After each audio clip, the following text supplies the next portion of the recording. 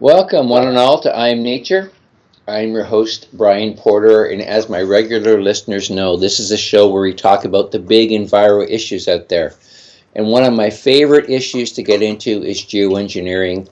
And so I brought on two of the top activists on the planet tonight to discuss this issue with you and what they're up to and what they're activating and the kinds of buttons they're pushing and all the great work they're doing.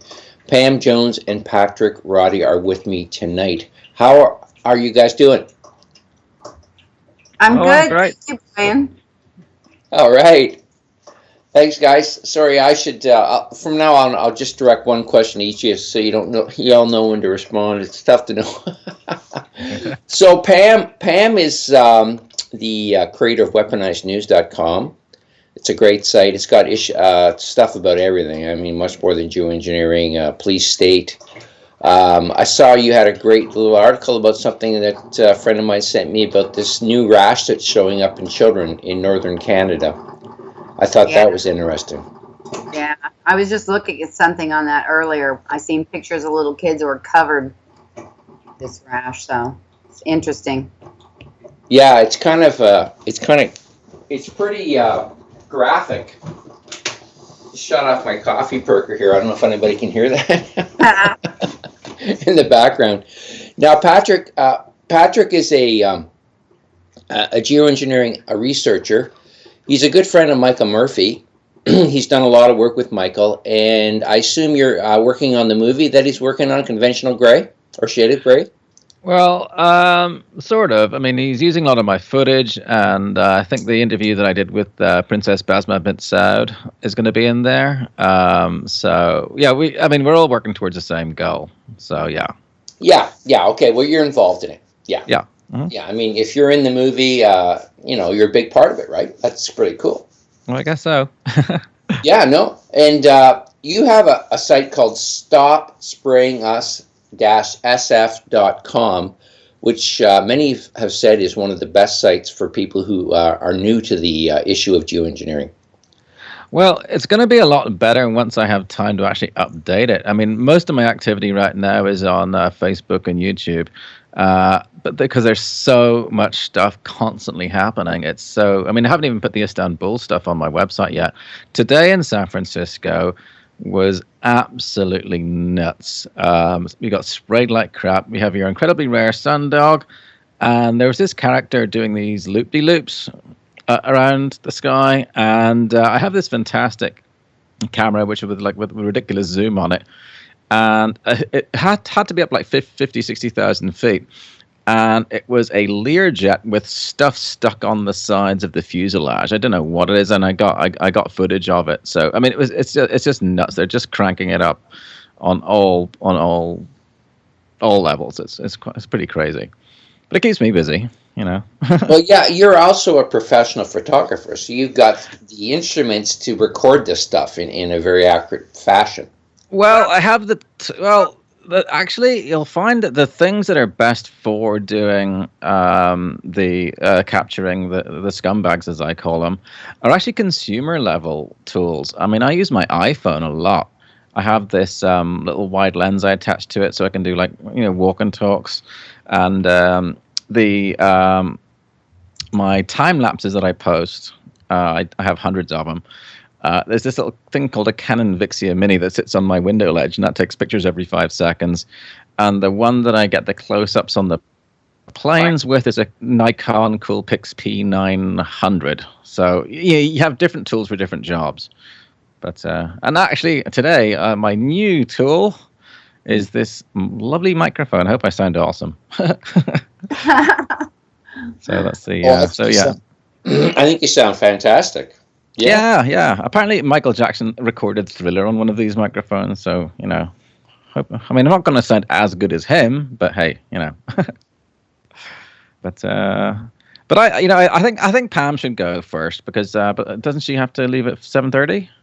I'll just listen in. I really want to hear what you have to say because I know you're up to all kinds of cool things. I just make a lot of noise, Patrick. Well, I do. I try to. So I have. Yeah, it's been super busy recently. I just got I drove up to Oregon, and on Sunday I gave a talk at the State of Jefferson Chemtrails Summit in Williams, Oregon, just over the border into Oregon, and I think I that is my best talk yet, and I strongly recommend people have a listen, and maybe we can play it later on the thing. And I was talking about, well, obviously, the spraying and how it's having this devastating effect, and it can't be hidden anymore. In Scotland last week, the statistical office released the mortality statistics for 2015, and it showed, they sort of buried it a little down the thing, but it says that death from respiratory failure went up 13.8% in 1 year in Scotland, and they don't even get sprayed that much. So God knows what it's like in the rest of the planet. And in this thing, I appeal to people to go do their own research. It's quite easy. I mean, everyone who's been taking pictures with their phones will have all these pictures with timestamps on them. So if you go through them and find the days that have air quotes persistent contrails, like long lines in the skies, but also more importantly these incredibly rare sundogs, which are the halos formed by barium, which only became commonplace in the last couple of years. And now you get them every freaking day, at least here. I mean, some days you don't get them, but it's pretty much all the time. Because barium, which is showing up in the rainwater, every time it rains, I get my rainwater analyzed. Less than 1 gram of barium will kill an adult human. It's really quite nasty. So, if you can do freedom of information requests to your city or county coroner, that should be public information. I don't think they can stop you getting that. What you need to find out is how many people died on each day and from what. So you're looking for an altered respiratory problems, but even heart attack and stroke. Those are also the spraying makes those worse as well. And if in San Francisco, for example, we have the San Francisco General Hospital, which is run by the city. The city has its own.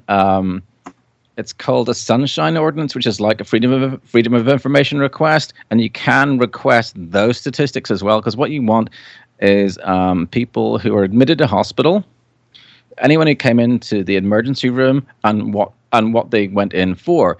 And if you don't have their names, there's no violation of HIPAA regulations, so they have to give you that as well. So we need to collect all this data. And some statistical guy, I'm sure we can find one, can look to see if there's a correlation between spraying, persistent contrails, incredibly rare sundogs, and people dying. That's what we need. And I want people all over the world to be doing this, because that is going to be a very strong data point for us to not just be able to convince people, because the other thing that I was thinking was the people who decided to do this, the people who are at the very top of the pyramid, whoever they are, might not even know who they are. I don't think we're going to convince them to change their ways. It's like, you don't get angry at a scorpion for having a stinger. That's just what they are. They're scumbags and whatever. And but everyone who works for them, who I call the douchebags, all those guys, we need to get the message out to them that even though they might be getting, a bigger flat screen TV or whatever they're in it for, once they know that the people that they care for will die, that's the way we can tempt them away from the dark side. And I was also going on about how it really is a spiritual battle. I mean, it's pure evil what's being done to us. I mean, by the predator class, as I call them. And when you work for our team, like the good side. It's you get help. You really do. It's quite a. I mean, I used to be skeptical about all the spiritual stuff, but the more I do this, I'm finding everything just works. But yeah, if we can also convince, like I said, the douchebags how much better it is being on this side, because have you ever seen one of them smile? I mean, the closest I've seen a smile is that sort of smirk thing that Dick Cheney has. I mean, Alan Roebuck's got the same smile, air quotes around that, and they really look tortured. I feel sympathy for them because they don't feel joy.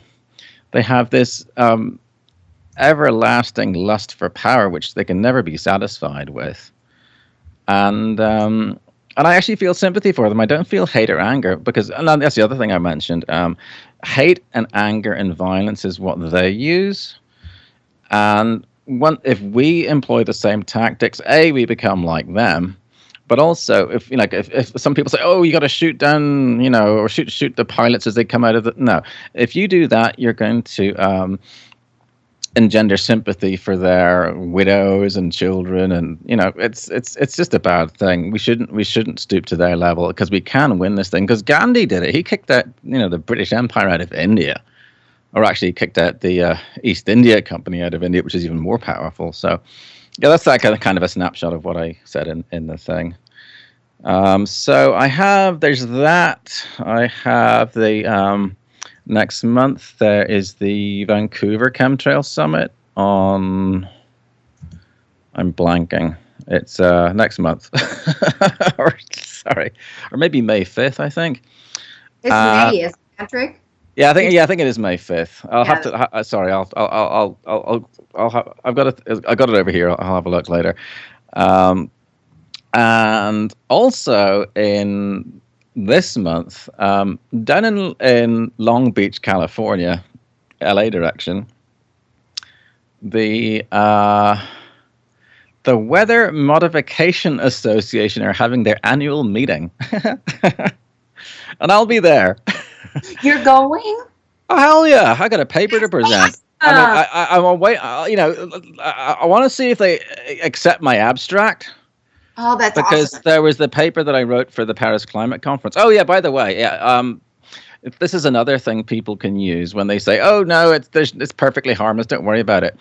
I wrote a paper for the Paris Climate Conference in July, and it's called "Human Health Impacts of Proposed," air quotes around proposed, geoengineering solutions.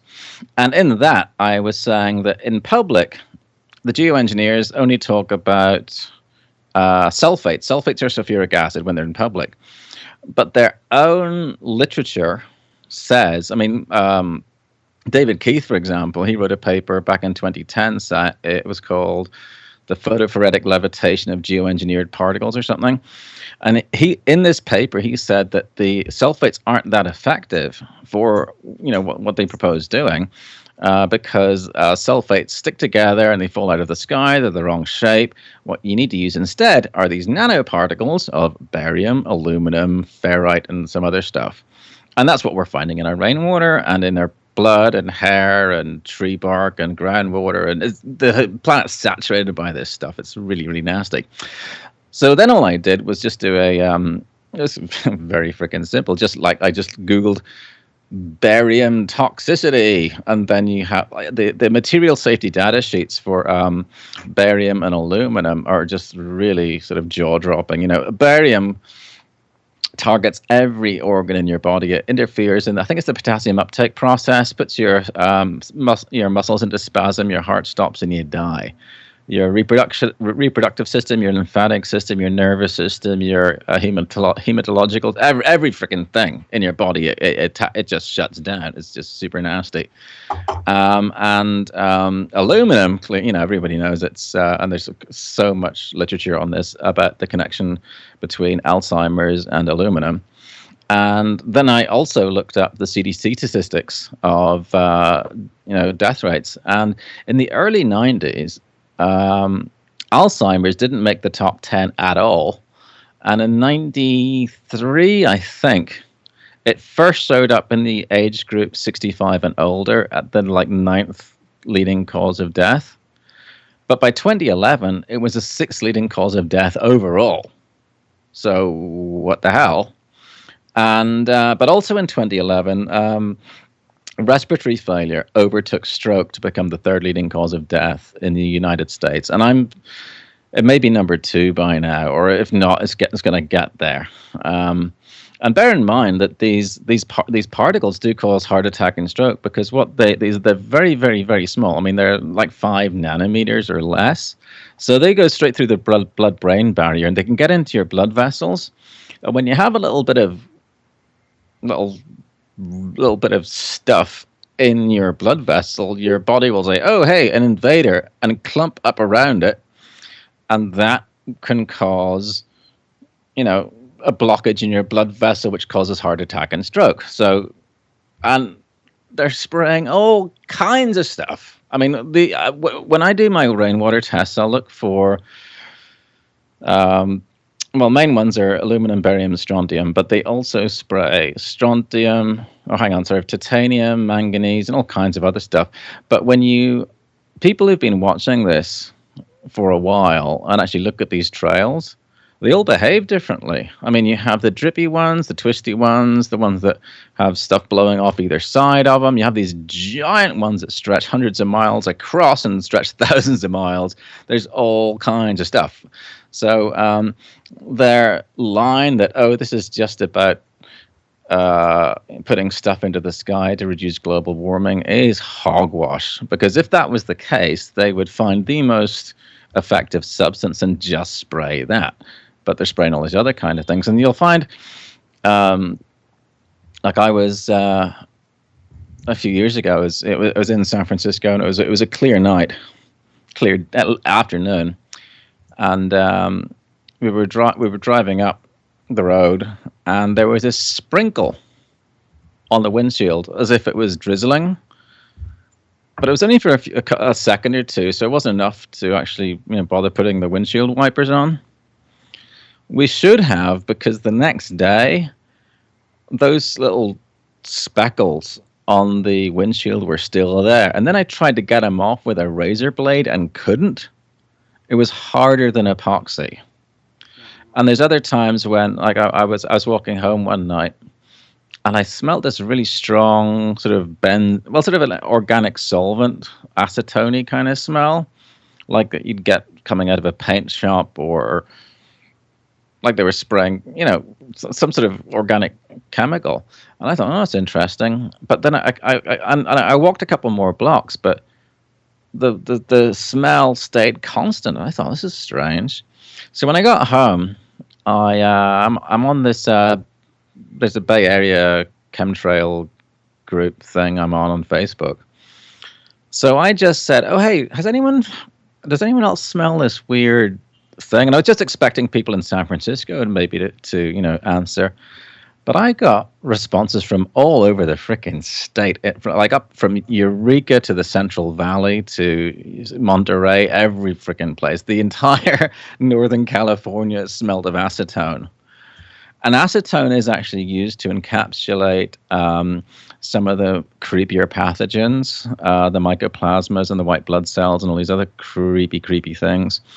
So, part of it is weather control, but I'm more and more convinced this is a depopulation thing because it's killing people. And even if they had some wonderful, awesome reason, it was to protect us from like an asteroid hitting us or some sort of thing, tell us about it. Because the only thing that they have going on, this is to protect us against global warming, and we're not doing it, is such mendacity. It's ridiculous. So I'm against it. So yay. Anyway, so I feel like just blabbing away here. The other thing is, the way you can follow me, my name is Patrick Roddie, Roddie. And it's facebook.com/Patrick Roddie, youtube.com/Patrick Roddie, and and then they stop spraying us thing. So that's how you can stay up to date with what I'm doing. So I do promise to update the website, and I am going to do more. I want to do sort of simple. Here's what I do. Here's what I do, and here's how you can do it too. Because things like the time lapse, I mean, you can do it with your iPhone. It's not actually that hard, but we need more people to just, collect evidence, but mostly talk to people. And again, the online thing it's very, very controlled. I mean, I found myself like Facebook won't let me share. I found a way around it, which I'm not saying publicly how I did it, but in the usual way where you click the share button, it doesn't work for me. And my stuff's disappearing from people's posts, from people's timelines and there. And that's actually, I was talking with Michael Murphy, and he's finding his reach has plummeted because Facebook does not like his stuff getting out. And you'll see the same thing with YouTube. They'll suppress your view count and they'll just hide your stuff because some things they aren't ready to come out and admit just yet. And this is definitely one of them. So, but if we can get the word out to people that it is killing a whole bunch of people, because when I was a kid, I don't know. I mean, I think I knew one person who had asthma or maybe hay fever, because I remember one person had a little inhaler thingy. But now everybody's got it. It's oh, hang on. Sorry. This is odd. Hang on. Oh, I'm actually not getting sound from. Something's gone strange here. Sorry. Apologies, everyone. Hey, Patrick, can you hear me? Oh, now I can hear you. I can hear Pam. Yeah, I can't hear Brian either. Nor me. Well, maybe this is getting broadcast. We can. Maybe Brian. I'm out of here. This is too much. Brian is typing. Yeah. Apologies, everyone. Yeah. Oh. Yeah. Skype. Huh. Yeah. Owned by Microsoft. Yeah, right? Things make you go, Hello? Hello?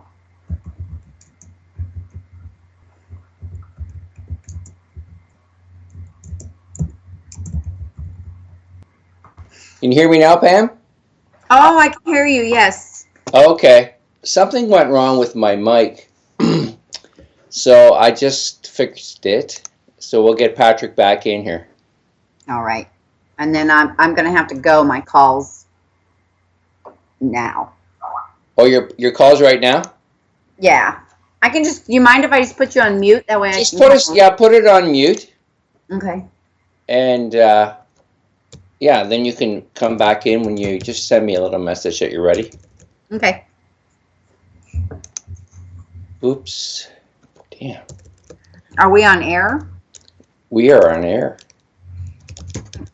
Maybe can you chat a bit about what you're doing with your with your paper, the Thrifty Nickel? I really got to jump on this call, but I don't want to leave you alone. Okay, you go jump on the call. We'll catch up with you later. Patrick, we got you back? Oh, I'm here. Hi. Yeah, no, so my mic setting went crazy on me. I lost, so I fixed that. I figured out what was wrong. I'm not sure how that happened, but stranger things have happened on my show and many shows here on Revolution Radio. So it tends to happen. yeah, because I was trying to ask you questions while you were chatting. I could hear you perfectly, but I couldn't. The mic wasn't transmitting properly. So we're good now. Okay. Sorry about that, folks, for the interruption, but these things happen fairly frequently. So anyways, I wanted to ask you about this water test that you're doing. You said on a fairly regular basis every time it rains. How much does it cost you to get your water analyzed, and what do you usually analyze for? So the lab that I use is called McCampbell Analytical, and their website is mccampbell.com. CAMB. No, CAMPBELL.com. McCampbell.com, McCampbell.com, and the first metal you test is $17, and subsequent metals cost $12. And I've been testing for 5 metals, or 3 to 5. But you really want to test for at the very least aluminum and barium. Those are the 2, and then afterwards there's strontium, titanium, and manganese and lithium, and all kinds of other ones you might want to try. Arsenic, who knows? Can you test for depleted uranium? You can test for uranium, sure, but I don't think it would make it across the Pacific, because it's heavy, and like if anything airborne coming out of Fukushima isn't going to get very far. And really, these people say, oh, but yeah, the aluminum in the sky is from, China. It's over 7,000 miles of ocean. I don't think so. Yeah, particles are heavy. They don't stay up that long. And the heavier the metal, the less distance it's going to be able to travel. Well, it's actually theorized that it's not Fukushima. It's just that I read an article about someone who did a test on their water, and they found depleted uranium in it. Well, yeah, from the rainwater. there's still stuff floating around from before the test ban treaty. So yeah, there's heavy metals all over the place. Yeah, so I use McCampbell, but there are others. There's Basic Lab in Reading, but I think the best thing to do is research yourself. You want a NELAP certified lab, NELAP. Sorry, NELAP. Sorry, I'm a bit sleep deprived. And they should be all over the place. Yeah, I've been busy. Oh yeah, because every morning I have to get up before the sun comes up to start my time lapse. So it's so long. It's usually I have very long days. You're taking pictures of the sky every day? From pre-dawn to post-dusk. There's I set my time lapse camera, the one that sits out in my window ledge. That takes a picture every 5 seconds. And also, and tonight I will be doing a nighttime time lapse because they sprayed so heavily today. I have a separate camera for that's my expensive pro camera. It's like $7,000 worth of gear dangling out the window. But it's lunar radiation management, I call that. When they spray at nighttime, and you get the incredibly rare moon dogs. So yeah, it's that's a trip. No, I've seen that too. I like to sleep outdoors in the summertime. Yeah, and I often wake up and I see it happening, right? Because I can see through the top of my tent. It's just a mesh. And yeah, I know it's. Well, the moon illuminates it pretty well. When it's a new moon, it's not quite as easy to see. But I have my professional camera. Mine professional camera is called a Nikon D800. It's a full frame camera which has very good low light sensitivity. And my settings, if anybody wants to duplicate this, is I have it manually focused at infinity. With the widest lens you can get. I've got a 14 to 24 millimeter lens, and at ISO 1600 or 2000. 2000 when it's a new moon, 1600 when there's a moon. I take 1.3 second exposures every 7 seconds, and the camera actually puts that into a time lapse itself, which is quite handy. The other one that the other one just makes stills, and I have to create a time lapse out of that. But I actually have, if you go on my YouTube channel, there is a time lapse tutorial which shows you how I do those.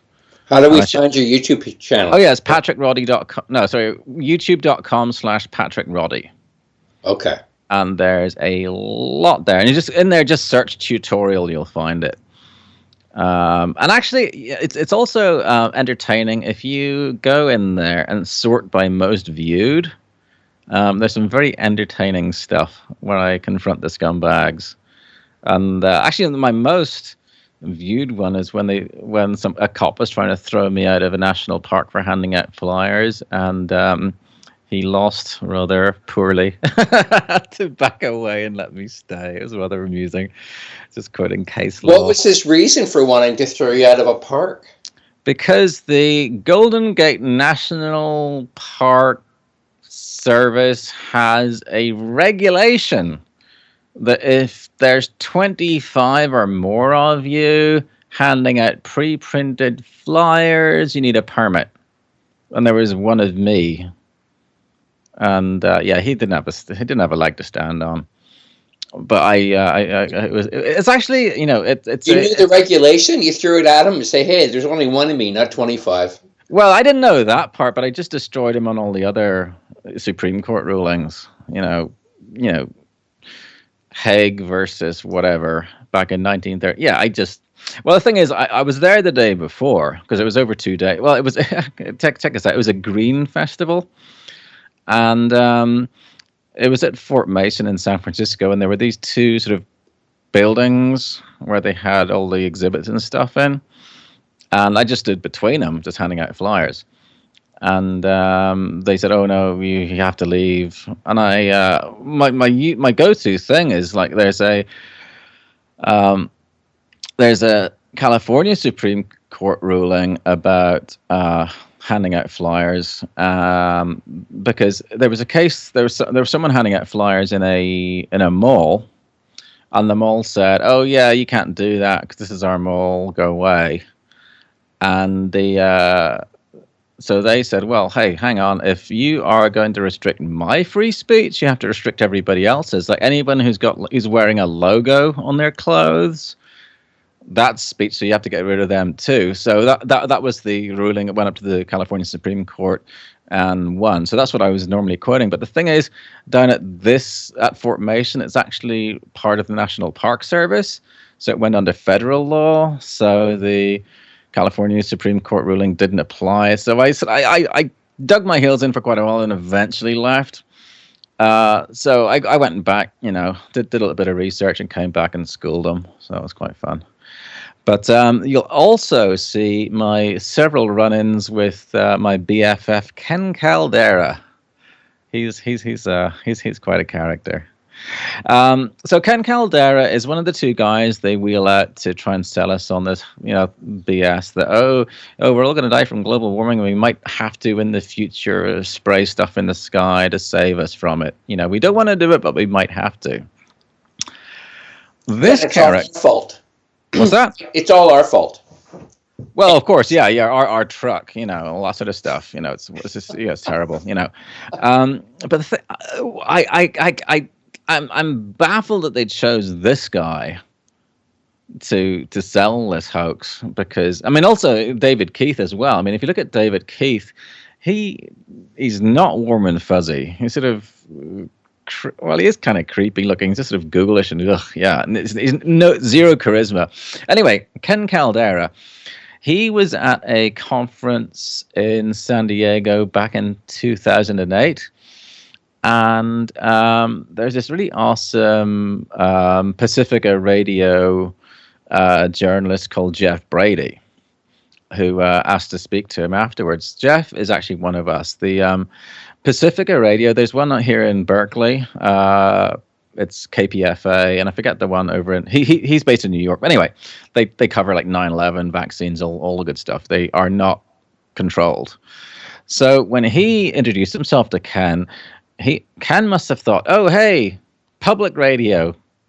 They're one of us. I can talk freely." And he did talk freely. Big mistake. He said that when he worked at Lawrence Livermore National Laboratories, he was in this meeting when they were discussing how to use natural systems as weapons. Could you use climate as a military weapon, for example? And, they were talking about like setting off hydrogen bombs offshore to flood coastal cities. But then, wouldn't it be easier just to drop the H-bomb on the city itself? Really casually.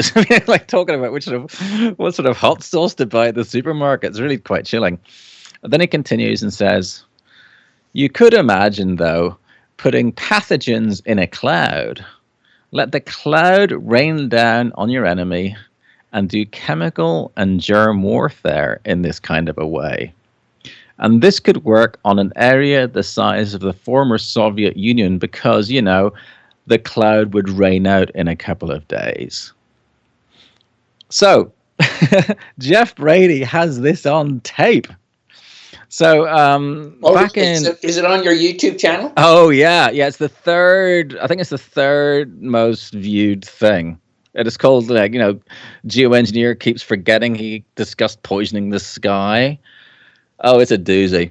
So, anyway, back in 2011, in Berkeley, there was a geoengineering debate with the air quotes around it. So you had, on one side, you had Ken Caldera saying, we really don't want to do it, but we might have to spray you. And the other guy was saying, we really, really, really, really, really don't want to do it, but we might have to spray you. So that was the bogus debate. So, and this was not long after the whole ClimateGate thing came out, when I don't know if you remember that, but for people who don't, the Climate Research Unit at the University of East Anglia in England, who provide all the data for the IPCC, who do all the scaremongering about, we're all going to die from global warming, they got caught fixing the data. Hiding the decline is the words they use. Basically, it's getting too cold. How do we hide it? And they rigged all their computer software to make it look as if it was getting warmer when it wasn't. So it's a big scandal. And after that, the UK Met Office, which is another big booster of this whole global warming thing, admitted that there's been no global warming at all. It's been flat since 2008. And even the head of the IPCC, Dr. Pachauri, he also admitted it. So, and the whole argument for spraying us is based on, it's getting warmer and we might have to do this to save us from global warming because we're all going to die, and think of the polar bears and whatnot. So anyway, my first question to my BFF, as I call him, Ken Caldera, was, what did he think of Dr. Pachauri's statement that there's been no global warming for the last 17 years? It's actually 20 now. And he said, and he tried to talk his way out of it. He is actually a lead IPCC author, so he knew damn well what it was. And he said, I'm quite confident with our models. And I said, well, you mean the models that said there's going to be no more snow after the year 2000? Those models? Like, Anyway, so he sort of blustered a little there. And I said, one more thing. Because I used to fix Macintoshes, and I was always a bit of a Mac nerd. And it was a Steve Jobs thing, because anytime he's announcing a new thing, and one more thing, the iPhone or whatever. So I said, one more thing. Urine Record is proposing putting pathogens in the clouds to rain down on your enemies. He said, that's not true. I have audio. Show it to me. It's on my iPhone. And I pick it out and I play it in his ear. And he tries to dig his way out of it badly. And he eventually stormed off. It was hilarious. And I nailed him at the American Association for the Advancement of Science meeting in San Jose last February. And there's this NPR thing called the Commonwealth Club here in San Francisco, and he was there. And they take questions, and I went up and I nailed him on that again. I talked to him afterwards, and he told me a family unfriendly term which begins with an F, and stormed away. And the next couple on video, I think I saw that. Yeah, I had 2 cameras on him when he told me that. It was hilarious. I remember watching that. Yeah. Yeah, and I got him in Paris as well, and in Santa Cruz a few weeks ago. But now he's learned, he doesn't talk to me. But he looks even worse by sort of scampering away. But yeah, I don't feel antipathy towards him. I actually do feel sympathy. He does. It's got to suck being him. He looks so twisted and tortured and uncomfortable and just It's when people say, wouldn't you be tempted to join the other side? Why? They're miserable. It's just no. You can have a car. Where would I park it in San Francisco? It's Which actually, here's the thing though. Don't trust me. Trust your gut. If your gut says trust me, fine. I could be like working for the other side. You know, I can tell you, one way or the other, but you have to listen to your gut. Because the best way of controlling people is by telling them the truth, or the partial truth, or the whole truth, and then throw in something, a little poison pill thing at the end. You gotta listen to your own gut. Don't repeat anything that I say until you find out from primary sources yourself. You unfortunately you have to be skeptical, because the amount of money that's being spent on disinformation on this, you look outside wherever you are, and like, how many planes went over your freaking house today spraying? One plane will cost, upwards to $300 million before you put fuel and the stuff you spray and all the infrastructure. So it's a massive program. So they can afford all kinds of shills. So, you really do have to, again, trust your gut. And in terms of shills, anytime you have one on your site or on your Facebook, just block them. Don't spend any time at all dealing with them. Just block and move on, because what their job is just to hold the line that, oh no, it's not happening, and it'll come up with all these logical fallacies, and they'll try to bait you into an argument, and you'll just they'll waste your time and make you feel crappy, and all the time that you spend dealing with them is time that you don't have, or energy you don't have to talk to people who actually do want to know. So don't feel bad blocking them. They do a lot worse. So yeah, don't do that. And also on my website, there is if you want to learn how the shills work, they actually have a handbook which got leaked, and it's on my website. If you go to stopsprayingus-sf.com/shill-handbook, it shows all the techniques that they use. And one of the most commonly used technique is Rule 19. Rule 19 is quite simple. Ignore presented evidence, demand impossible proof. Like, one of the ones that you'll get hurt, you'll hear so much, well, why don't you just go up there and, get a sample? Yeah, with what? So, in theory, I have this thing that can go up and take a sample. So, I happen to be just sitting, waiting by my gizmo that's going to go up there. So, I'm looking around, and I see a plane coming over, which is leaving a trail that isn't dissipating in 30 seconds, right? So, I have to get the thing from ground level to 30,000+ feet in 2 minutes.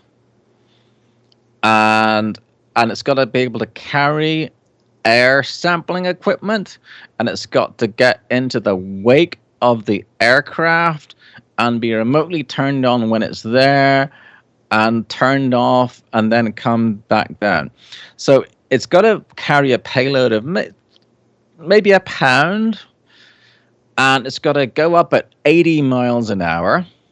By the way, it's illegal to put a drone up above 1,000 feet, let alone into Class A airspace. But even if I had that thing, you've basically described a surface-to-air missile. That's Rule 19. You can't do that. I'm actually, mind you, Michael Murphy is raising funds to actually go up in a jet and do that very thing. Yeah, I was going to ask you about into that question. So yeah, look at it. If you go to Unconventional Gray, I think it's unconventionalgray.com. You should put a link in the thing. Just if you look up Michael Murphy Unconventional Gray, you'll find it, and he needs money for the film and for the air stuff. Doing those samples. And yes, it's good getting evidence, but we have plenty already. It's the argument, are we getting sprayed or not, is long over. we're getting sprayed. Anyone can see it. You just look up and what the hell? Especially like today in San Francisco, it's nuts. Also, there is NASA has this awesome website called NASA Worldview. And if you just Google NASA Worldview, you'll find it. And it shows you satellite imagery of the entire planet. 3 satellites go over, and you get 3 views, and you can see this stuff from space. It's very freaking clear, and the size of the stuff is massive. Like last week, there was like 5 days where this huge plume came in through Baja California, filled the entire Gulf, went over Florida, and stretched out into the Atlantic. One system. And there's another one that goes. Your Facebook page? Well, actually, if you just go to, you can see for yourself. If you just, it's worldview.earthdata.nasa.gov, or if you just do a search on NASA Worldview, you can find it, and you can go through. You can click back and forth in time. It just won't just show you today's thing. You can and it'll only go back a certain amount because they lost the data from before they were spraying, conveniently, so we can't actually compare what it's like now from before, but you can see it from space. The grid patterns, the weird tenderleaf stuff. There's all kinds. It's the sky gets trashed, and you get square clouds and these weird. There's all kinds of freaky stuff, and it gets freakier by the week. Like last week in Japan, there was this stuff that looked like out of a Tim Burton nightmare off Japan. It's weird. I mean, it looks weird from the ground. It looks weird from space. It's the barium numbers that I got. So anyway, like back last year, March and April, there was a 30-day period when there were 21 of these incredibly rare sundogs. And I call them incredibly rare sundogs because they're like Kembos, because the shills called them. Oh yeah, that's just a sundog. Don't worry about it. It's perfectly normal. Anyway, there's 21 of these. And at the end of... Is that a halo around the sun? Yeah, it's a full circle around the sun. So water makes rainbows. And so does ice, because everything that is transparent has a refractive index. Like a vacuum has a refractive index of 1. Water has a refractive index of 1.33. And ice has 1.31, whatever. It's very, very 33, whatever. It's almost identical. So you can try it yourself. You have like a flashlight, a strong flashlight, and you get a squirt bottle, or one of these little LED lights, and you spray a squirt bottle over it. You'll see that the rainbow shape, and it creates the angle from the center to the edge is 42 degrees, because there's some math involved from 1.33 refractive index to creating a 42 degree angle, but whatever. But to create the ones that you see completely encircling the sun, they have a 21 degree halo. And to create something with half the radius, you need something with double the refractive index. And barium sulfate is 1.66, which is a perfect frickin' match for that. And actually, a few weeks ago, speaking of shills, we had this like triple frickin' Kembo, and it had rings outside and inside. There was different layers, so that shows there was multiple things with multiple refractive indices in there. So God knows what was in that stuff. It was nasty.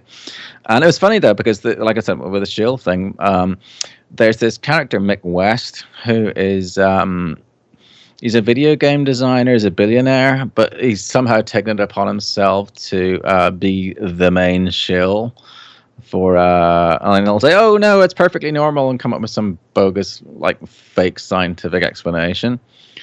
But they haven't come up with a talking point for the multiple rings in the Kembo yet. So they're still working on it. Maybe they'll come up with something, because their explanation for the ones that their old story for the 21 degree halo was, oh, but this is caused by all the ice crystals are in this like trapezoidal shape, but all pointing directly at the person looking at it. So it's like, really, dude, it's a really tortured, they strained logic, and it's pretty risible. Well, the problem is that the scientific explanations can be so easily manipulated, and unless you're an expert in the refractive nature of different elements in the atmosphere, it's hard to know who to believe. Well, different things bend light more than others. I mean, anyone knows that. And I think going back to like the good, evil, darkness, all that kind of stuff. Let's end on some good and evil, because we got to get to break here, Patrick. All right, cool. We'll continue this very interesting discussion and explanation of things like sundogs, and this is really cool stuff. All right. About 5, folks, with more of I'm Nature and Patrick Roddie, and hopefully Pam will come back. Welcome back to I'm Nature. I'm your host, Brian Porter. This week I've got Patrick Roddie on with me, very well-informed geoengineering researcher. And folks, Revolution Radio is one of the most popular platforms on the planet. It's publicly supported by the listener, and I have to, get out there and do what I can to support the station. And so right now I'm saying, hey folks, we have this incredible archive. You just heard about our seed banks and all that kind of stuff, which is, go for it. If you want to start a community garden, we've got that for you too. But the one resource that we have, I think, is our most valuable one, is our records, our archives of all the shows, 2 platforms running pretty much 24/7, 90 different hosts, 80 to 90, depending on the, time of year and whatnot. And it's just an incredibly informative platform, and you get all that information to be downloaded at your leisure for $5 a month. So I really encourage people to subscribe to the archives, and that's your bit for your own education, edification of your friends, hopefully, and family, and whoever you want to share them with. It's a great thing. You can get, set up your own YouTube site and put them on your own YouTube channel, whatever you want to do, folks. We got to get the message out there on things like geoengineering and the effects it's having on the planet. So please support Revolution Radio. And getting back now to our guest, Patrick Roddie. So Patrick, we were ending on some discussion of the science, the pseudoscience being thrown at people trying to explain away phenomenon like these halos around the sun. What do you call them again? Well, I created a hashtag incredibly rare sundog. They're actually a chembo. A rainbow is 42 degrees, and anything else isn't caused by water. So I call them chembos, or hashtag incredibly rare sundogs. Chembo, as in rain versus chemicals versus rain. I got it. Okay. Yeah. So they are. I mean, they're halos because there's they have a circular thing, but they are not formed by water. But what I've seen it many times. I've seen it many times. I'm up here in. Let me just tell you a couple of things that's happened up here in Canada recently to me, and that I've witnessed. I'm way up here in northern Canada, a ski resort called Mont Tremblant, and actually the skies here are clearer than they are in further south where the big cities are. But I'll tell you, I mean, I'm seeing some major. I see a couple planes coming over. And an hour later, the whole sky's covered. They seem to be getting much better at making very expansive trails that are widening quicker and covering a lot more area with less trails. Do you find that the case? Well, again, look at the NASA satellite view. You'll see these massive ones that'll be, a couple hundred miles across and stretch thousands. They'll span continents. Like one trail. It's incredible. So I don't know if they're ship-based or ground-based or whatever, or I don't know how they get that much stuff up there, but it's a lot. It's very, very impressive. Oh, also, while we're speaking about this, one of the commonest things people will, when you get attacked by shills, they'll say, "Oh no, that's just a contrail." And my answer to that is, well, why? Yes, it is. What's it condensing to? Because water doesn't condense by itself, water vapor, because water vapor is a clear gas. Like if you look around your room, it's full of it. You just can't see it because it's a clear gas. When it finds something solid to condense to, like your bathroom mirror, yeah, it's going to condense. So a jet is burning hydrocarbons, which a hydrocarbon is a molecule with carbon, hydrogen, oxygen maybe. And when you burn that, you get two things. You get carbon dioxide, which is a gas, and water vapor, which is a gas. So what's it condensing to? You need a particle, a condensation nucleus, something. What's it condensing to? And then they'll say, "Oh, well, but it's the soot from the plane." Soot from a plane? Airlines don't waste fuel. They're not going to be belching out black fumes like, in like a crappy moped. All their arguments are complete hogwash.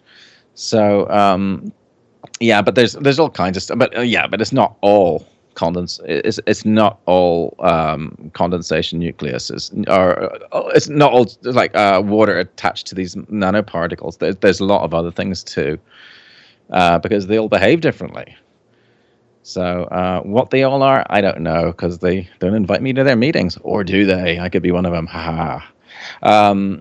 So, yeah, but you need to understand this stuff. And going back to this good and evil thing, I really used to be this.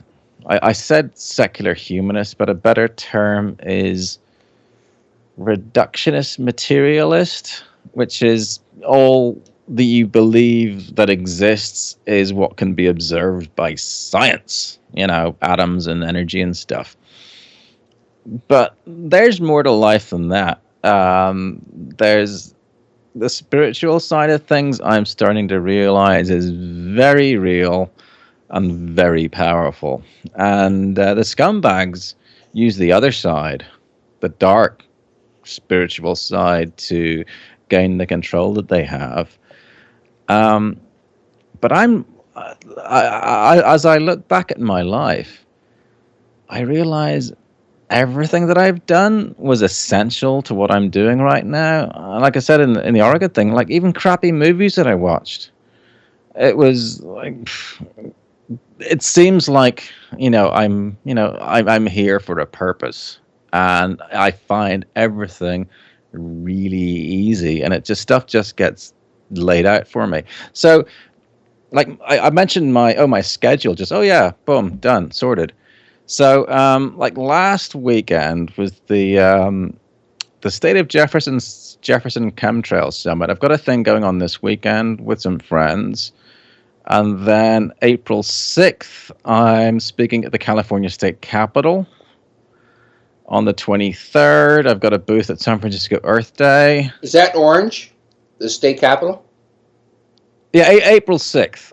No, at the state capital, it's Sacramento, California. Oh, Sacramento. Okay. Yeah, and it's actually it's really good. There's going to be it's not just Geo Engineering. You got people, but with like vaccines and fracking, and we're trying to get all the groups together, fighting the same scumbags, but from all the different scummy things that they do. So I'll be speaking at that. That's going to be awesome. So on April 27th to 29th, I'll be at the Weather Modification Association annual meeting. May 1st, I've got a booth at the How Weird Festival in San Francisco. May 7th, the Vancouver Chemtrail Summit. Because anytime something comes in, I always have time for it. And anyone asks me a question, I have an answer for it because of some random thing. It just works. When you do the right thing, your path gets cleared. Again, it sounds like this, he's just some, Bible thumping. I don't know what this is, but I know it's real. And And I'm actually having a really good time, even though I'm really tired right now. It's I've never had a better time, and it seems weird though because you think finding out how sucky it all is, the scumbags, full plans and agendas, which they're quite boastful about. Oh yes, we're going to like cram everyone into cities and track them, and we're going to do this, and we're going to lower all that kind of crap. But once you get through the whole grieving process, and it is a grieving process, for me, it was really the full realization of the implications of 9/11. After knowing, finding out about Building 7 and so on, and realizing there was this mob really running the joint, and they were unimaginably evil. That's the thing. That's the other thing. Like a lot of people have a hard time grasping this. They've never really spent time with a sociopath or psychopath. These people who actually have no empathy, it's inconceivable for the rest of us. I mean, I actually dated one, and it was traumatic, but it was an essential lesson for me, because for someone who doesn't care if someone else gets hurt, I mean, that's trying to imagine, no left, having a right but no left, an up but no down. It's just inconceivable. And for them, it's inconceivable to, why would you feel someone else's pain or happiness? It just doesn't compute for them. And so they are like a different species.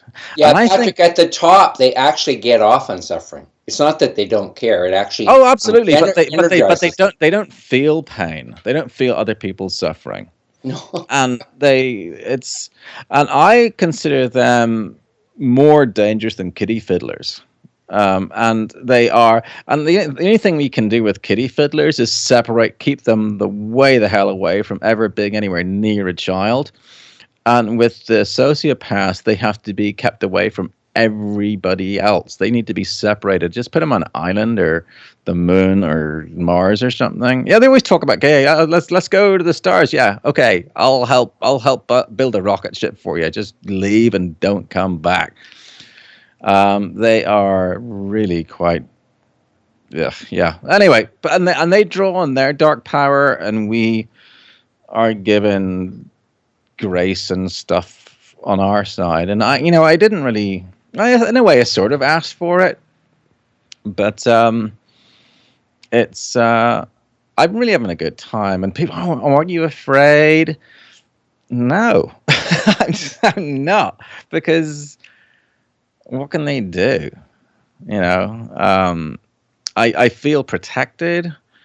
I feel inspired. Like that speech, actually, that speech that I did in Oregon, I didn't prepare for it. I had some ideas. Oh, yeah, this would be good to cover. Maybe I should do that. But when I look at it, it's all perfectly put together. I mean, if I'd spent a long time like trying to like thread it all together and whatever, and wrote it and rewrote it, that's what I might have come up with. But I just got up there and talked, and it worked. It's like, holy crap. So, and also when I testified at the EPA in August.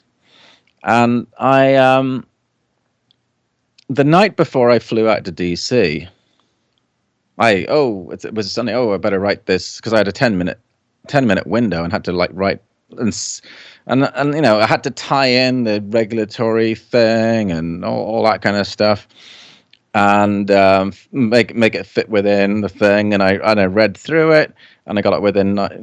It seemed to work. And then I put it on my phone, because I don't have a laptop, and I flew to DC. But on the plane, when I was looking at it, I realized, no, this needs a complete freaking rewrite. It's not going to work.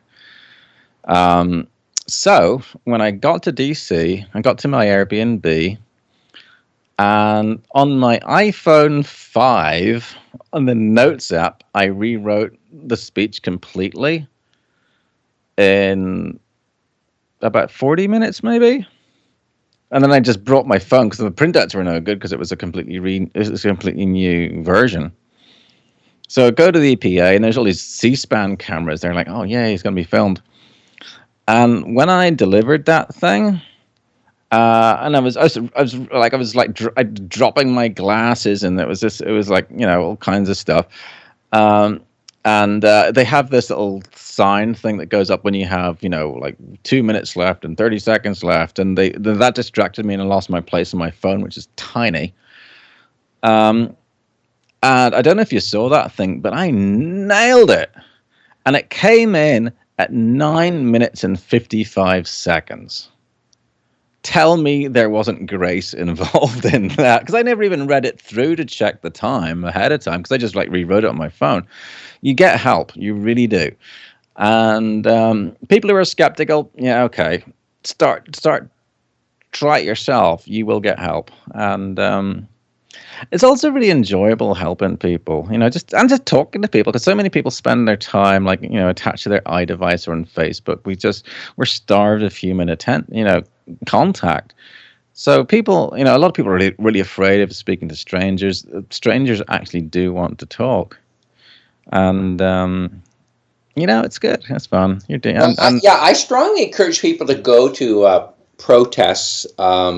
Well, no, you don't even need to do that, because people are afraid of going to protests. But if you just talk to someone on the bus, hey, or go to these meetings that you're speaking at, or other anti-Geo engineering people. Oh, you'll meet some really cool people, but you'll also meet shills, because the shills will always show up at these things, and I know how to deal with them, and they hate being around me, but but absolutely go. But the people who are afraid of speaking out, are like, oh, we're standing on the side of the road waving a sign and yelling, "Stop spraying us!" I mean, there's a role for everybody, in whatever thing that you are good at, you can probably use it to get the word out about the spraying. If you're a musician, you can knit, you can bake, you can whatever, or you're in a mom's group, or you work with old people, you can talk to them about the whole Alzheimer's thing, or there's all kinds of ways of doing this. And but I also would recommend that people who recently found out about this don't rush out and start screaming, oh, the world's about to end, it's terrible, they're all we're all gonna. No, the grieving process takes time, and until you're through the anger and fear and all that kind of stuff, when you talk to someone, they're going to pick up what's the emotion that's prominent in yourself, and they'll associate, oh, that crazy, angry, scared person was talking about this thing that I was told was nonsense by this nice man in a white suit on TV. Once you get through it, and until you get through it, you can do the research, and you can share some stuff on Facebook. But like I said, with the shill thing, if anyone, just block them. It's not your time. It's their job is to waste your time and energy, and they're the herpes of the internet, and you just block and move on. They're just not good. Well, I just want to share, Patrick, I went to a meeting recently that Suzanne Mayer organized. Bible Blue Skies, her Facebook site, and her also she has a webpage by the Suzanne's awesome.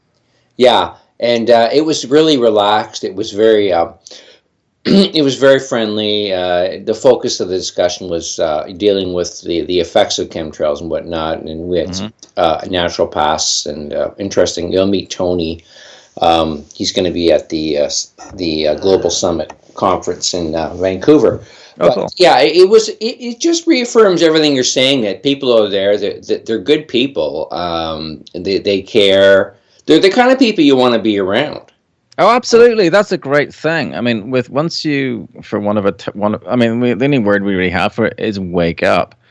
There's this great guy that so I was before this, I was doing 9/11 truth awareness, and a guy came to this thing where we're having this little get together, and he said, "Oh, there's this guy in the East Bay, San Francisco, who who's a 9/11 truther, and he's running for Congress. Does anyone want to help him? Like, well, my hand shoots up. Oh yeah, me. So I became his campaign manager, and it was awesome. We got to talk about chemtrails, vaccines, GMOs, illegal wars, banking fraud, everything no one else dared even mention above a whisper. And of course, they were never going to let us in. But it was an excuse to go out and to talk to a whole bunch of people. Oh, here's our congressional candidate, and it was an excuse to like spread awareness. And so yeah, and you get to meet. Once you start doing this, you'll just automatically just be drawn to awesome people who selflessly want to help because they see, well, hey, that's wrong. I got to do something about it, and here's the other thing which I found it's a little hippie-ish.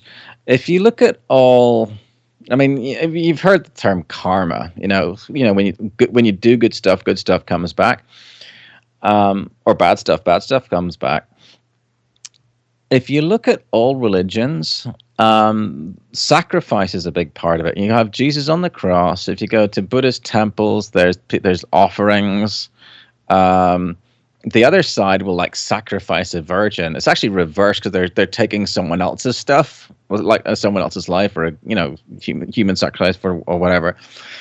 But I go to Burning Man. Burning Man is this big festival in the Nevada desert every year, and there's this thing there called a gift economy where people just give stuff to each other. They'll make bacon or hugs or whatever they have, and it's just it's given without any expectation of anything coming back. And there's also a thing at Burning Man where there's this ridiculous amount of serendipity. Everyone you meet who's been to Burning Man will have a story or two about, oh, you wouldn't believe what happened. This impossibly perfect thing happened at the perfect time with a little bow on top.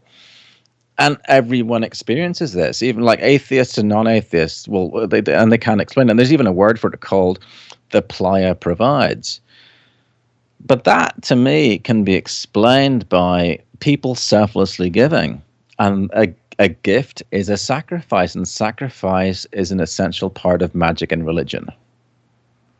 So, in my case, with my activism, I do it because it's wrong, and only secondarily because the fact that I enjoy it, I don't do it because I enjoy it. I do it because it's wrong, and but the amount of karma that comes back to me is ridiculous. Like I was saying in the thing, I'm incapable of being served a bad meal. I always find parking. The light's always green. If any time I'm delayed, it was a good thing that I didn't arrive early. And it goes on. And we are getting help from the good side, the force, whatever. And it sounds ridiculous, but it's true. What's that? Vibration a lot? Vibration? Mm-hmm. Not quite sure what that means. Well, I get these vibrations. I did an interview with a good friend of mine, Barbara Threecrow. She's a natural healer and a great someone very knowledgeable in the ways of the indigenous peoples of the past. Mm-hmm. And we did a 2-hour interview recently, and I swear for half the interview, my whole body was just vibrating, and it's an indication of a good connection, and it's also it's part of a spiritual connection with Actually, source. It can also be a bad one because at the Santa Cruz thing a few weeks ago, there was a shill came. We were outside. And I noticed this shill was giving crap to one of the people there. He was working in earth sciences. By the way, earth sciences is the name they use in college. If anyone who wants to go out and be a Ken Caldera or David Keith, they go into earth sciences. So anyway, this earth sciences student was giving this one of our people crap, and he was really angry. Oh, how dare you question this thing? He was actually shaking. He was like, I mean, he was so uncomfortable in our presence slash energy or stuff. He was physically shaking. So, Well, that's fear and trepidation. This is a gentle, kind of beautiful, invigorating vibration. oh no, I It's wasn't actually confusing the healing. two, but yeah. Yeah. Hmm. So yeah. Yeah. It's you hear it a lot. Of people say, "Oh, that song, it moved me. It gave me goosebumps." That Hmm. kind of experience. Yeah. But Good vibrations. good vibrations. Yeah. That's what that song's based on. And Hmm. you're so right. I mean, a lot of it is because you're doing something that's good, and I think it's appreciated by the spiritual realm. I think activism And right the now. physical realm. I mean, the amount of good thoughts that I have, like they've shown that prayer actually works. Just when people are thinking positive things, that also helps clear your path. But I think Oh, that's sort yeah, of I mean, it borderline spiritual translates as that well. everything is energy. So, Yeah. what we call physical is actually just another form of energy Hmm. that's maybe a bit denser and not as high vibration, but it all comes from source. And so Yeah. when we try to harmonize and fix the disharmonizing forces here, it's very good for our soul. And the that's something I mentioned when I was talking to Matt Landman about the Hmm. fact that activism is the highest expression of spirituality, especially in this day and age where we're basically trying to kill the planet in many ways. Uh, Well, when we say we, the scumbags are. the scumbags, yeah. Yeah, yeah. They and it's I call it Well, omnicide. we in the sense that there's more people who are just sitting back and watching versus doing something. You know what I mean? Which is fine. But the thing is that you don't need all those people to join. And if you did, it might get like kind of messy because you don't want a mob. Um, a determined minority always prevails. We're ruled by one. So even people despair. Oh, but why don't more people? We don't need them all. Obviously, more is better. And if we can get and not necessarily being active, because if you look at the people who know that GMOs are something you'd rather not eat, most of them aren't active. But if we can get the message to them that the spraying is a bad thing, and that we need that as accepted as the reluctance to eat GMO. So I know it sounds, I mean, and there are people saying, no, you got to fight him. You got to, no, we need to educate. We need to educate. And there's all kinds of ways of fighting them. But I keep away from the whole violence and hate and fear, because I mean the hate thing. There's a great quote someone smarter than me said. Hate is like drinking poison and expecting the other guy to get sick. It doesn't do you any good at all. Um, Fear is a control mechanism, and when you're in fear, you don't think straight. You make rash decisions, and it's just not good. And I think it's a choice whether you experience those hate and fear. Certainly, hate. You can choose not to hate someone. Fear, I mean, if someone like jumps out and says "boo" like that, you can be startled. There's a fight and flight thing, that. Okay, that the thing that's like, that sort of thing. That's understandable, but you don't want to stay in fear. It's just really bad for you. It makes you sick. So just screw it, because I mean there are a lot of people in the alternative media that have this alarmist. Oh, and if you listen to that all the time, you're just gonna get all knotted up inside. I mean, you'll be informed, but you're gonna be pretty useless. And especially if you go out and talk to people and you're the scared guy talking about, oh, the New World Order is gonna come kill you. That's not gonna do much good. They are weaker than us. They're further away from the source, I mean, they have some reverse facsimile of power, but it's up like one against one. It really is no contest. They will fail, and they always have failed, because if they were capable of exerting complete control, they've been at it for thousands of years. So, like, at no time in the last several thousand years they've managed it. It's because they're incapable of doing it. You cannot gain absolute control. And the other thing people feel is when they first wake up, they have this alarm, like, oh my, this is nothing new. I mean, the scumbags have been scummy forever. I mean, ever since we, like, crawled out of the, lost gills and developed lungs, some version of the scumbags has been around, and they've always tried to be scummy, and they always will.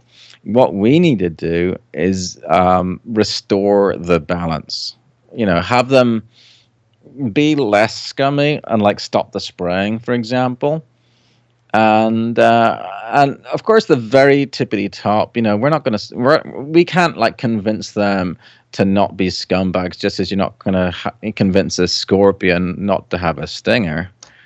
But the people who work for them, if we can appeal to their self-interest and realize, hey, you're going to get hurt from this as well. You didn't get the memo about how you can protect yourself and your families and the people you care for, and get them to put down tools. That's a way of doing it. And you can do it with, and if you come at it with compassion and love is this very strong force. I mean, the source is love, and you can achieve a lot with it. And I know a lot of people think, oh, he's a Bible thumping hippie, whatever. Try it. It's quite remarkable. And I was a skeptic up until fairly recently. Oh, I should mention one thing. Are you still there? Oh yeah. Oh, okay. Sorry. I just rambled on for like so long. So, like I said, I do all these rainwater tests, and I'm going to all these things and stuff. I do have a support page on my website. If you want to check, if you want to put in like maybe $5 a month or something, that'll help pay for the stuff I do. That's stopsprayingus-sf.com/support. So there's a little donate button there if you want to help me do what I do, because I'm a photographer, and if I was to take, it'd be great to get like wedding jobs and stuff, but when you look at this, I'm only getting started, and I want to spend as much time as I possibly can doing this, because this is a critical time. They are really ramping it up. And I need to like throw spanners in the machinery left and right, and unfortunately that costs money. So if anyone can help out, that'd be great. But you do get around though, eh? You're getting help with that. Oh man, yeah. So last year, there was the AAAS conference in February in San Diego. No, that wasn't San Jose. That was pretty close. Then the Paris Climate Conference in July. Washington was in August. I was in Turkey in December. That was awesome. Turkey. That's when you met the princess. That's where I met the princess. It was awesome. So yeah. Anyway, Tell us more about that. That was a really interesting interview. That was crazy. So one Monday, I'm on Facebook, and I got a call from Michael Murphy, and he says, "Oh, hey, are you going to Turkey?" And I go, "What? Turkey? What's Turkey?" He'd been contacted by Michael Fleming, who's an activist on the East Coast. He was he's worked on like legislation and whatnot. There was the Istanbul Security Conference, which was in December. I think it was like 6th of December. They'd contacted him to say, hey, we're doing this climate modification technology workshop. Would you like to speak at it? And he went, "Oh, absolutely." And they paid his like flight and hotel and everything. It's like, wow. And he said, "Well, you know, how about bringing Michael Murphy?" I went, "Sure, bring him too." And they paid for his flight and hotel. So Michael Murphy calls me and said, like, "Hey, this is going on," because when you looked at the program, they were talking because everywhere you go, it's all, oh, it's a proposal. This might happen perhaps sometime in the future. Where it's just a theory right now. No one's spraying it. That's just a water vapor. Go back to sleep. The organization that put this on was an NGO, a non-governmental organization, which is a public-private partnership with ties to the United Nations. So, and all NGOs are on board with the scumbag agenda, Agenda 21, all that kind of stuff. But these guys, for some reason, were not. They were, and perhaps it's because Turkey is sort of being pulled different directions, because there's all this geopolitical What was the stuff name of going the on. organization that sponsored this conference? Oh, I forget. It was a Turkish NGO. I forget the name of it. But it was progressive in your opinion. No, it was a regular NGO. But for some reason, they put this workshop in there where they were talking about current deployment and health effects, because the health effects they never discuss the health effects, and that's what I was like pushing when I brought the paper to Paris and whatever. Don't talk about it, don't talk about it. So so I called them up and said, oh hey, can you get me a ticket to go see, to go fly out? They say, oh, sorry, our budget's run out. But if you can get here on your own steam, you can speak. I'm like, sweet. So this is on the Monday. Actually, no, I find out on the Monday. On the Tuesday, I make the phone call. On Thursday, I'm in Istanbul. On Wednesday, I should say, I did a little GoFundMe saying, "Oh, hey, can you help me? Like, I'm going to Turkey." And by the time I arrived in Turkey, it was funded. It was awesome. So anyway, I go into the main hall on the first day, and the front few rows had all these like the names on them, and they were like sort of some CFR douche over there, like brigadier that and general that. And the front center middle VIP of VIP seat was Her Royal Highness Basma bint Saud. And she's like the daughter of King Saud, the granddaughter of the founder of Saudi Arabia. And she's this, she was the main, and she gave a keynote and whatnot. So we had our workshop in the other room, and it was great because Michael Murphy was the moderator. So we ran it. So it was me, then it was Michael Fleming, and then at the end, the poor saps who were like pro Geo Engineering who had a really hard time. I felt a bit bad for him. But anyway, I gave the presentation there, and I noticed, so there was this Saudi woman, asking all these pertinent questions, and it turns out, that was the freaking princess. She came to our thing, which is great. So I saw her the next day and said, oh, hey, is it okay if I interview you?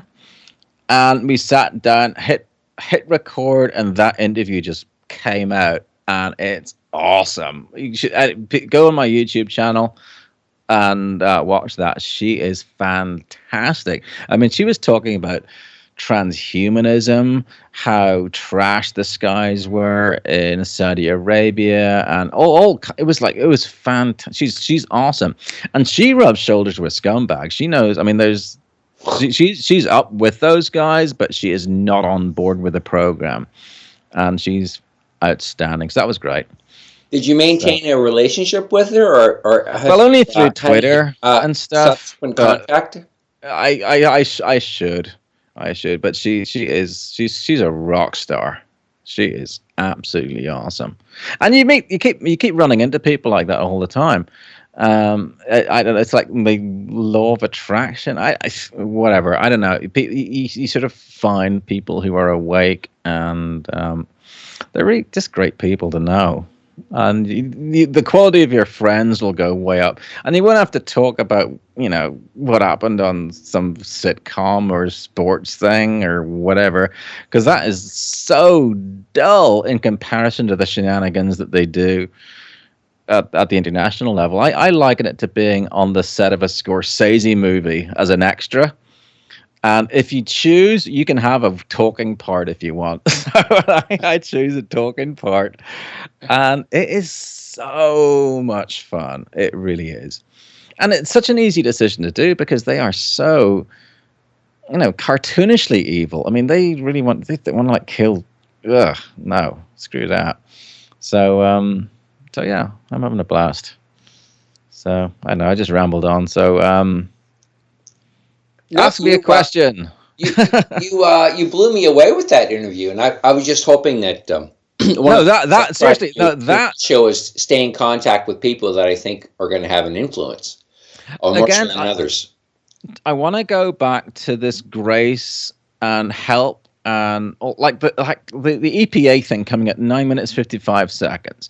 That interview just being off the cuff. I just met the woman, and then bam, it's all perfect. The thing in Oregon, I couldn't have written it better, and I spoke it off the cuff. The stuff I gave one at the state capitol, the last one, that was just like, God, how can I improve that? Because you get help. This is very, very real. And I know I sound like a Bible thumping hippie or whatever, but it really is unmistakably true.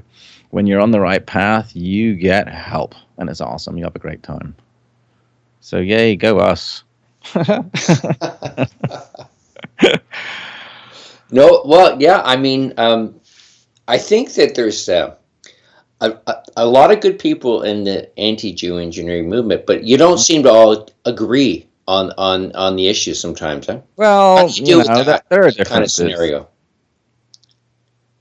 Sorry, I missed the last part. Yeah, how do you deal with that kind of situation when you're dealing with people that may have? Actually, I think one. I'm brutally frank, because I just am. So one of the things I will not bend on is there are the global warming thing. Global warming is, or a widespread belief that mankind is responsible for global warming is essential for the scumbags to pull off their plan for a global scientific dictatorship. Here's why. Back in the 1930s, there was this crackpot movement called the technocracy movement. And that came out of a Rockefeller University, I think Chicago. And the basic tenet of it was rule by experts, which is what Plato talked about, and is this philosopher king's idea out of the Republic. Because people are too stupid to rule themselves, so you should have experts like, I don't know, bankers, running things, technocrats. And so if that's big, so and the world needs to be run like a business. So you don't need borders or governments or elections or all that kind of stuff. So basically global government by the elites. And but they actually went a step further than that, and they were going to get rid of like the economy. Not just like replace one currency with another. They were going to get rid of money, supply and demand, and they were going to replace it with energy credits. This is in the 1930s. And so, I mean, it couldn't be done because to implement that economy, like, for example, if you had a gold-based economy, you'd have to know how much, well, you know how much gold there is, and you sort of divide that up, and okay, so this much gold means, whatever. but to do an energy-based economy, you need to know how much energy there is. So you need to have a complete, comprehensive, up-to-date inventory of all human resources and everything. And to do that, it was impossible before high-speed computing and the internet, which they kind of have now, hence your smart meter. So, well, they got booed off the public stage back in the 30s. But in 1970, there was this character called Zbigniew Brzezinski. His daughter, Mika Brzezinski, is on Morning Joe with Joe Scarborough on MSNBC or whatever channel he's on. So he wrote this book called Between Two Ages, America in the Technotronic Era. And in this book, he basically rehashed the whole Technotronic agenda. He didn't talk about the energy credits, though. That's one thing I haven't found in there. But basically, rule by the elites and move to a resource-based economy, which is kind of, the thing, and close international ties, blah, blah, blah, blah, blah. So David Rockefeller, he reads this book and thinks, oh yes, this is the book. On the basis of that book, he founds the Trilateral Commission. The first two members of the Trilateral Commission were Brzezinski and David Rockefeller. Kissinger came on later. And this was to merge all countries and replace the economic system with this resource-based thing. And so he writes the book in 1970. In 1973, the Trilateral Commission is formed. In 1976, Jimmy Carter gets elected, who's a member of the Trilateral Commission, and he has like 30 members of the Trilateral Commission in his government. And the first National Security Advisor, Zbigniew Brzezinski, right. Founding member of the Trilateral Commission. Brzezinski, by the way, funded Pol Pot, like the killing fields in Vietnam. He set up Bin Laden. He was like he's got as much blood in his hand as Kissinger. He's a very dark person. Mm-hmm. And so out of the Trilateral Commission, there's another roundtable group called the Club of Rome. And in 1991, they wrote there's a book called, I forget the name of the book, but anyway, in this book, it's a Club of Rome book, and it said, in searching for a common enemy to unite us, we came across the idea that global warming, famine, and drought would fit the bill. Hence, the real enemy of man is humanity himself, or real enemy of humanity is man himself. I mean, these anti-human douchebags. 1 year after this book is written, we have the Rio Earth Summit, which out of that comes Agenda 21. This whole resource-based thing, it's the technocracy thing coming all the way through, and then you get the Al Gores of the world saying, "Oh yeah, you got to limit your carbon footprint," and it's all about technocracy. And you need to study technocracy and Agenda 21 to really understand this whole thing, because if we do not believe that we can be, it's okay for some unelected bureaucrat somewhere to limit our carbon allowance. I mean, they regularly talk about zero carbon output. Zero? Well, if you want zero carbon output, you have to kill all the polar bears because they exhale carbon dioxide. And the speckled owl, that you need to kill all life on Earth. They are absolutely murderous scumbags, and they always have been. I mean, going back to the Plato's Republic, as I said this in Oregon, Plato was saying, "Oh yeah, and there's too many ancient Greeks." The scumbags, they're a mob. And they can control all kinds of stuff through their pyramidal structures of power, but they've always been uncomfortable about being outnumbered so heavily, because there's always been more of us than them. So that's why they've always started wars, and you can create famines and droughts and all that kind of stuff. And this is the current version of their eugenicist scumbaggery. And Patrick, would you put the Venus Project into this sort of? Oh, absolutely, yeah. They're just another branding of. It's basically Agenda 21 by a different Yeah, name. I frequently, It's from the same thing. Absolutely. Yeah. So yeah. There, when you say, I mean, okay, the scumbags are saying we're all going to die from global warming, and we're all going to die from global warming, but our last chance might be spraying the crap out of everybody. There are people who are supposedly fighting geoengineering. They'll say, but they say we're all going to die from global warming, but chemtrails are making it worse. If that is framing the debate, and then the debate becomes how effective or counter-effective is the spraying to global warming? That's the wrong question.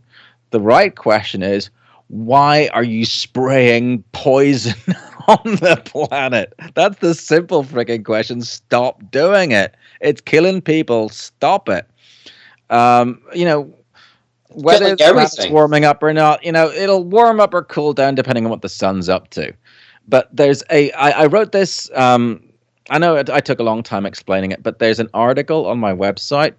If you go to stopsprayingus-sf.com/selling chemtrails, that explains the whole technocracy thing and the global warming thing.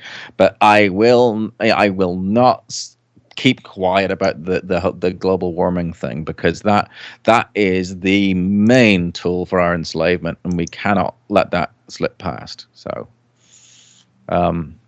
but other than that, we should all say. I mean, I'm all for people just saying, "Hey, stop spraying us." That's why my name's like the website's just "Stop Spraying Us." Like, stop it. It's like not good.